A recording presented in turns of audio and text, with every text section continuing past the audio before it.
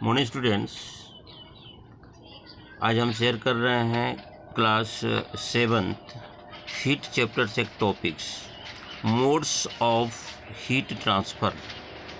ताप के स्थानांतरण के कितने तरीके हैं, कौन कौन से तरीके हैं। जो टेम्परेचर का ट्रांसफ़र एक स्थान से दूसरे स्थान तक होता है तो उनका कौन कौन सा मोड है, कौन कौन सी तरीका है, कौन कौन सी पद्धति है।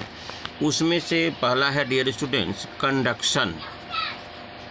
कंडक्शन कंडक्शन का अर्थ होता है चालन। इसके लिए हर हालत में मीडियम की आवश्यकता पड़ती है। इसके लिए हर हालत में मीडियम की आवश्यकता पड़ती है। बिना मीडियम का ये ट्रांसफ़र नहीं हो सकता। जैसे एक रड है, ये आपका एक रड है, छड़ है। जब इस एक छोर को जब गर्म करेंगे हम लोग फ्लेम से, जब एक छोर से फ्लेम को गर्म करेंगे तो टेम्परेचर का स्थानांतरण दूसरे छोर तक धीरे धीरे होगा। और मीडियम के अभाव में, माध्यम का अभाव में इस कंडक्शन ट्रांसफ़र की हम कल्पना ही नहीं कर सकते हैं। आपको पता है टेम्परेचर का जो नेचर होता है, हाई टेम्परेचर से लो टेम्परेचर, हाई टेम्परेचर से टू लो टेम्परेचर। तो कंडक्शंस जितने भी मेटल में होता है, सॉलिड में, उसमें जो टेम्परेचर का जो स्थानांतरण होता है उसको कहते हैं कंडक्शन मोड, चालन विधि कहते हैं। ये आपका जितना भी मेटल है, जो जब टेम्परेचर को स्थानांतरण के लिए कोई न कोई माध्यम होगा तभी, खासकर सॉलिड मीडियम मेटल हो गया या कोई भी सॉलिड सब्सटेंसेस है जिसमें कि पार्टिकल द्वारा एक्सचेंज होकर टेम्परेचर आगे की तरफ बढ़ता है। दूसरा है स्टूडेंट्स, दूसरा आपका है कन्वेक्शन। दूसरा आपका है कन्वेक्शन। पहला था कंडक्शन और दूसरा देखा जाए कन्वेक्शन। कन्वेक्शन मीन्स होता है संवहन।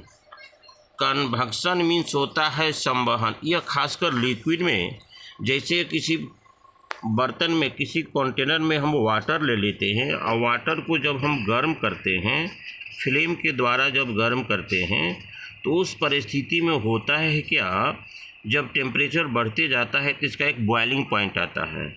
तो इसमें जो कन्वेक्शन की प्रक्रिया होती है, पदार्थ के पूरे भाग पर पानी उबलना शुरू कर देता है, अपवार्ड डाउनवार्ड। यह खासकर लिक्विड में, वाटर में देखा जाए, एक दूध में देखिए, जब टेम्परेचर देते जाते हैं तो जब वह टेम्परेचर एक्सपेंड करने के लिए अपवार्ड से डाउनवार्ड से अपवार्ड एक ऐसा परिस्थिति आएगा, कंटिन्यूअस अपवार्ड डाउनवर्ड्स करते रहेगा। और तीसरा है रेडिएशन। तीसरा स्टूडेंट्स रेडिएशन का मतलब होता है विकिरण। इसके स्थानांतरण के लिए किसी भी प्रकार के मीडियम की आवश्यकता नहीं पड़ती है। जैसे सूर्य के यहाँ से किरणें हमारे तक पहुंचती है और इसके लिए किसी भी प्रकार के मीडियम की आवश्यकता नहीं पड़ती है, कोई माध्यम नहीं है।